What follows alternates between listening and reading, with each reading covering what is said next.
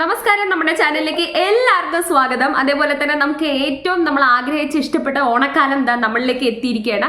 അപ്പോൾ ഓണത്തിനെ ബേസ് ചെയ്തിട്ട് തന്നെ ഒരു കഥയോ അല്ലെങ്കിൽ എന്തെങ്കിലും ഒരു വീഡിയോ ചെയ്യാമെന്ന് ഞാൻ കരുതി. അങ്ങനെ ഇരിക്കുമ്പോഴാണ് ഞാൻ കേൾക്കേണ്ടായി ഈ ഓണത്തിനെ ബേസ് ചെയ്തിട്ട് തന്നെ പല കഥകൾ നമ്മളുടെ നാട്ടിൽ സ്പ്രെഡ് ആയിട്ടുണ്ടെന്ന് നമുക്കറിയാലോ അല്ലെ. അതായത് ബുദ്ധന് വരെ ഓണമായിട്ട് ഒരു റിലേഷൻ ഉണ്ട് എന്നാണ് പറയുന്നത്. അപ്പം ഞാൻ വിചാരിച്ചു ഇതിലൊരു റിസർച്ച് എന്തെങ്കിലും കുറച്ചൊന്ന് പഠിക്കാൻ ശ്രമിച്ച് നിങ്ങളിലേക്ക് കൂടെ ആ ഒരു നോളജ് എത്തിക്കാന്ന് വിചാരിച്ചു.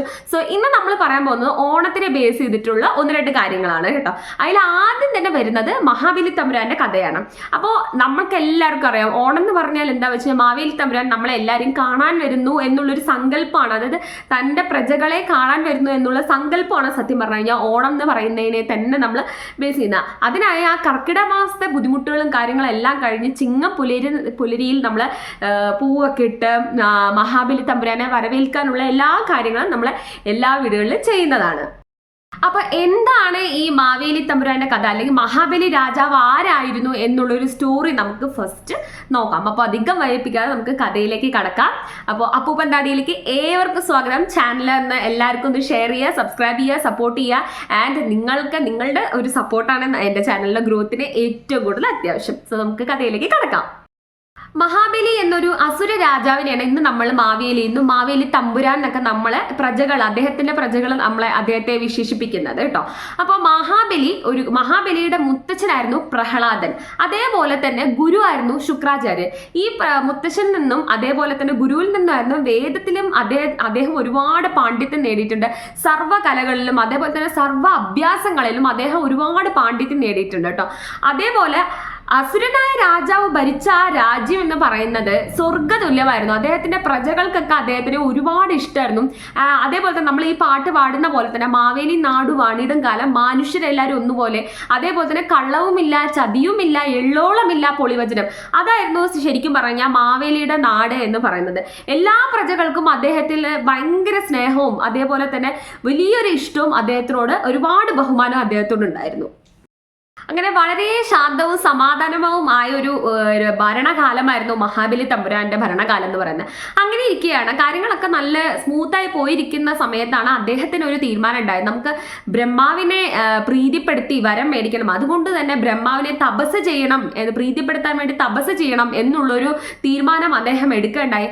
അദ്ദേഹം തപസ്സിനായി ഒരുങ്ങി. അദ്ദേഹത്തിന്റെ കഠിന തപസ്സുകൾക്കൊടുവിൽ ബ്രഹ്മാവ് പ്രീതിപ്പെട്ടു, അതേപോലെ തന്നെ പ്രത്യക്ഷപ്പെടുകയും ഉണ്ടായി. എന്നിട്ട് ചോദിച്ചു മഹാബലിയോട് എന്ത് വരമാണ് വേണ്ടത് എന്ന് ചോദിച്ചു. അപ്പൊ മഹാബലി ആവശ്യപ്പെട്ടത് എന്താന്ന് വെച്ചാൽ ഇങ്ങനെയാണ് കേട്ടോ, ശ്രദ്ധിച്ച് കേട്ടോളൂ.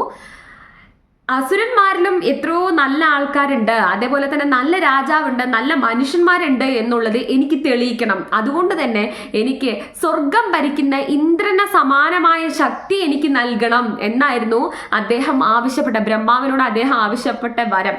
അപ്പൊ ഇത് കേട്ട ക്ഷണം തന്നെ ബ്രഹ്മാവ് വരം അനുഗ്രഹിച്ച് തഥാസ്തു പറഞ്ഞിട്ട് അനുഗ്രഹിച്ച് കൊടുക്കുകയുണ്ടായി.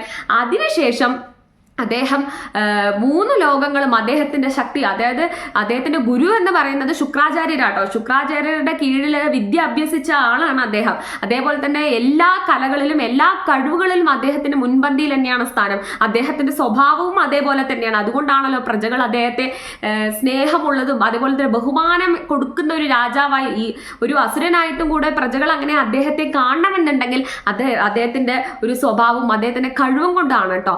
അപ്പൊ ഈ ഒരു വരം സാക്ഷാത്കരിച്ചതിനെ കൊണ്ട് തന്നെ അദ്ദേഹം 3 ലോകങ്ങളും വെട്ടിപ്പിടിക്കാൻ തുടങ്ങി. അതിൽ ഉൾപ്പെടുന്നതാണ് സ്വർഗ്ഗലോകവും.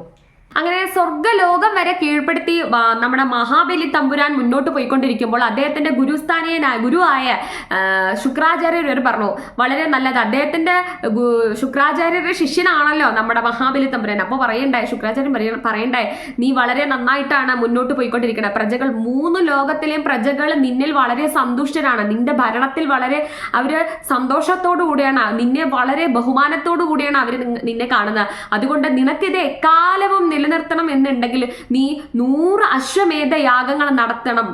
അതിനൊടുവിൽ മാത്രമേ നിനക്ക് നിന്റെ ഈ ഒരു പെരുമ അല്ലെങ്കിൽ നിന്റെ ഈ ഒരു ഭരണം എന്നെന്നും നിലനിർത്താൻ പറ്റുള്ളൂ എന്നുള്ള ഒരു കാര്യം മഹാബലി തമ്പുരാന്റെ ഗുരുദേവനായ ശുക്രാചാര്യർ അദ്ദേഹത്തിന് അടുത്ത് പറയണ്ടായി. അങ്ങനെ മഹാബലി തമ്പുരാൻ അങ്ങനെ 100 അശ്വമേധ യാഗം നടത്താനുള്ളൊരു തീരുമാനത്തിലേക്ക് എത്തി. ഇത് 3 ലോകങ്ങളിലും ഈ തീരുമാനം വ്യാപിക്കുകയുണ്ടായിട്ടോ.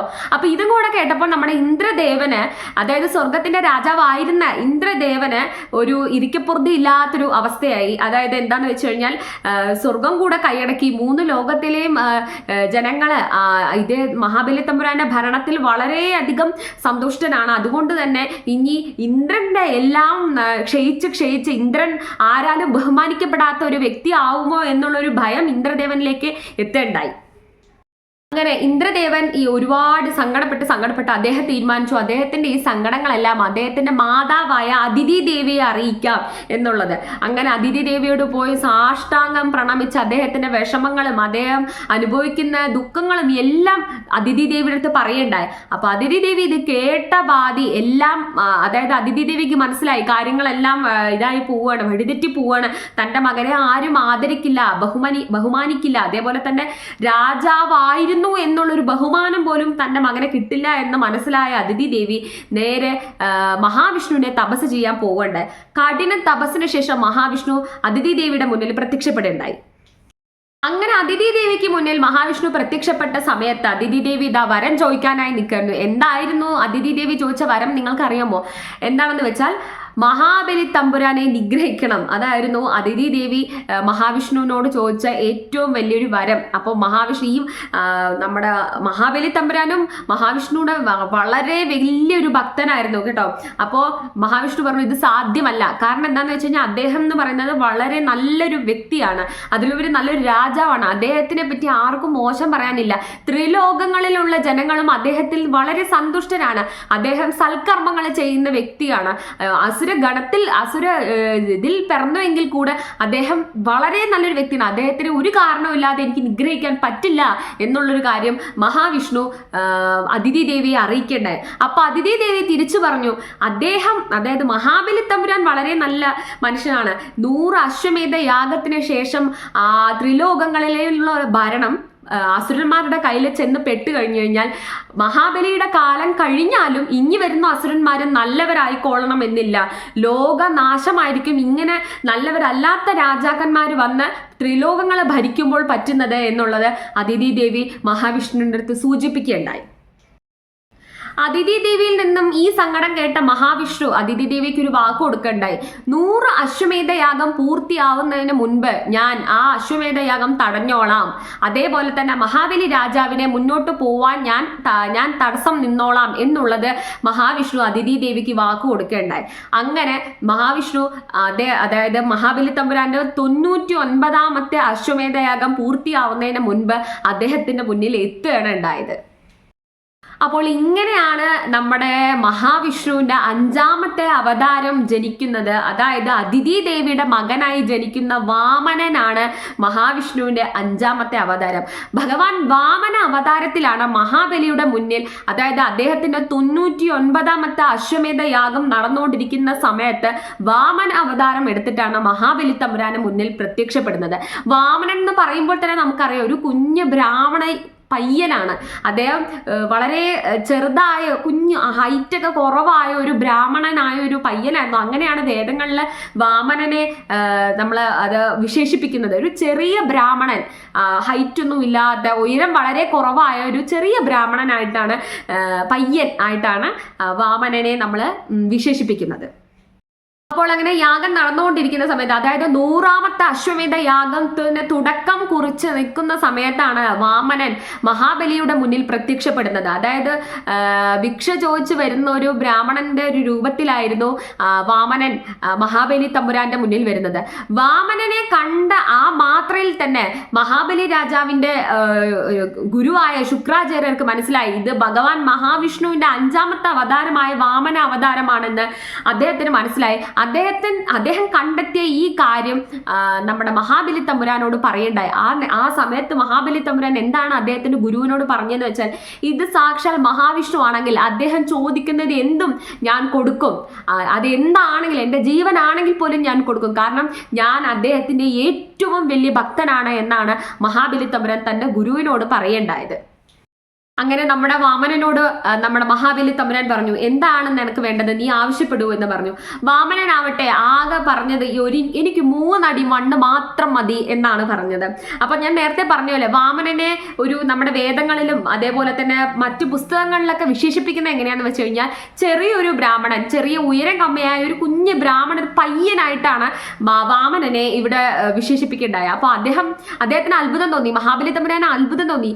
ഈ 3 അടി മണ്ണാണോ ഇദ്ദേഹം ചോദിച്ചു വന്നിരിക്കുന്നത്, എനിക്കത് നിഷ്പ്രയാസം കൊടുക്കാൻ പറ്റുമല്ലോ എന്നുള്ളൊരു ചിന്തയായിരുന്നു മഹാബലി തമ്പുരാന്റെ ഉള്ളിലൂടെ ഓടിക്കൊണ്ടിരിക്കുന്നുണ്ടായിരുന്നു.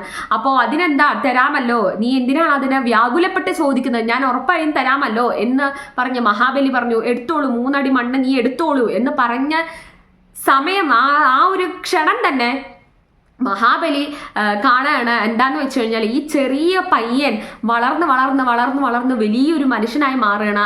അതേപോലെ തന്നെ അദ്ദേഹത്തിന്റെ ആദ്യ കാൽവെപ്പിൽ തന്നെ ഭൂമി മുഴുവൻ ഭൂമി മുഴുവൻ നിറഞ്ഞു. അതിനുശേഷം രണ്ടാമത്തെ കാൽവെപ്പിൽ തന്നെ ആകാശം മുഴുവൻ നിറഞ്ഞു. പിന്നീട് അദ്ദേഹത്തിന് കാല് വെക്കാൻ, 3ാമത്തെ അടി വെക്കാൻ സ്ഥലമില്ലാത്തൊരവസ്ഥയിലേക്ക് ആണ് കാര്യങ്ങൾ ചെന്ന് എത്തിയത്. അങ്ങനെ ഇത് കണ്ട് അത്ഭുതപ്പെട്ട മഹാബലി തമ്പുരാൻ എന്താണ് ചെയ്യേണ്ടത് എന്നറിയാത്തൊരവസ്ഥയിൽ നിൽക്കുക. വാമനൻ ഇപ്പോഴും അളക്കാനായി 3ാമത്തെ അടി കാലിൽ വെക്കാനായി നിൽക്കുന്ന സമയത്ത് മഹാബലി തമ്പുരാൻ വളരെയേറെ സങ്കടത്തോടു കൂടി തൻ്റെ ശിരസുകൾ അദ്ദേഹത്തിന് കുനിച്ചു കൊടുക്കുകയുണ്ടായി. അതായത് വാക്കാണ് എല്ലാത്തിനേക്കാളും പ്രധാനം എന്നുള്ളത് നമ്മൾ പറയുമല്ലോ. താൻ വാക്ക് കൊടുത്തതാണ്, 3 അടി മണ്ണ് തരാം എന്ന് താൻ വാക്ക് കൊടുത്തതാണ്. അതേപോലെ തന്നെ ഭൂമിയും ആകാശവും കഴിഞ്ഞു. അത് വാമനന്റെ കാൽവെപ്പിൽ ഭൂമിയും ആകാശവും കഴിഞ്ഞു. ഇനി കാല് വെക്കാൻ സ്ഥലമില്ലാത്തതുകൊണ്ട് മഹാരാജാവ്, അതായത് മഹാബലി തമ്പുരാൻ അദ്ദേഹത്തിന്റെ ശിരസ് വാമനന്റെ മുന്നിൽ താഴ്ത്തി കൊടുക്കുകയാണ് പിന്നീടുണ്ടായ സംഭവം. അങ്ങനെ മഹാബലി തമ്പുരാനെ മനസ്സിലാവുകയുണ്ടായത് വാമനന്റെ ഈ കാൽവെപ്പിലൂടെ താൻ പാതാളത്തിലേക്കാണ് താഴ്ന്നു പോകുന്നത് എന്നുള്ളൊരു സത്യം മഹാബലി തമ്പുരാനെ മനസ്സിലാവുമ്പോൾ ആ ക്ഷണം മഹാബലി തമ്പുരാൻ നമ്മുടെ വാമനനോട് ചോദിക്കുകയാണ്. ഒരു ചെറിയ കാര്യമാണ് ആവശ്യപ്പെട്ടത്. എന്താണെന്ന് വെച്ച് കഴിഞ്ഞാൽ, എല്ലാ വർഷവും എനിക്ക് എൻ്റെ പ്രജകളെ കാണാനുള്ള ഒരു അവസരം നിങ്ങൾ ഉണ്ടാക്കി തരണം എന്നാണ് പറയണ്ടായി. അത് സാധിച്ചു കൊടുത്ത വാമനൻ മഹാബലി തമ്പുരാനെ പാതാളത്തിലേക്ക് ചവിട്ടി താഴ്ത്തുകയാണ് ഉണ്ടായത്.